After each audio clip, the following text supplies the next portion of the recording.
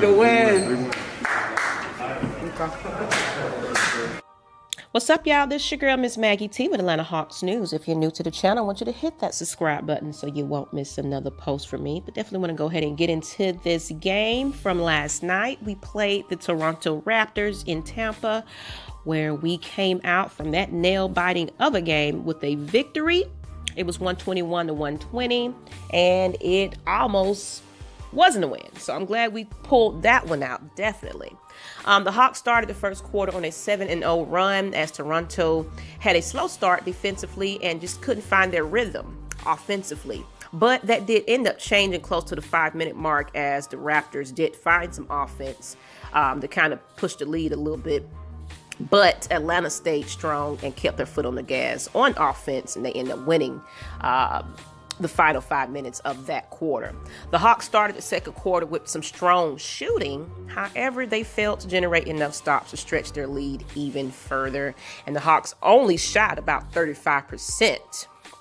The second half started off well for the Raptors as they ended up tying the game, and the two teams just traded baskets all through the middle of the quarter, with neither side really pretty much able to take off there. But that ended up changing in the final 3 minutes of the period as the Raptors stretched out a 7-point lead. So it looked like the Raptors was trying to take off a bit, and the Hawks started having some shooting woes to start the fourth quarter. But that ended up changing as the Hawks had a 12-0 run at the 6-minute mark in the fourth quarter, and put the Hawks within 3 points of that. And so from there, we just kind of kept going. With about 7.1 seconds left in the game, the Hawks had the ball down to 2 points. Herter inbounded to Young, who drove into the lane, kicking it out to Tony Snell for the game-winning triple. That pretty much, that was electrifying. The team started clapping and praising, and it was a great moment for Tony, for him to just have that moment.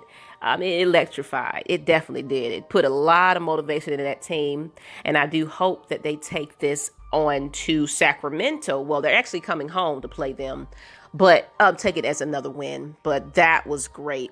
Young led all scorers with 37 points, 7 assists, and 5 rebounds. Herter also chipped in 19 points, 12 points in the fourth quarter. And Capella contributed to 18 rebounds. And Atlanta shot about 43.3% for the game and 50% in the final frame. So that was great. I mean, I was glad that they pulled that one out. And just seeing that win under Nate is it's a highlight. It's definitely a highlight. The team has a little bit more push in that fourth quarter, so I'm loving to see that.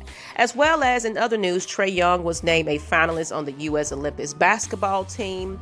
The official 12-member U.S. Olympics men basketball team roster will be announced later this year, according to some officials. And, of course, they rescheduled the Summer Olympics Games, and it's going to be held July 23rd through the 8th of August in Tokyo, Japan. So, hey, he was snubbed for the All-Star, but he might most likely be a part of that Olympic team. So let's give him some luck, best wishes for him.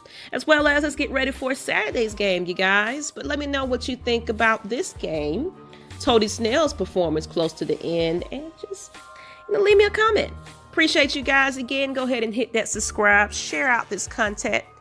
I appreciate you guys. I can never get my talks right. But until next time, I'm Miss Maggie T, and I'm out, people. Peace.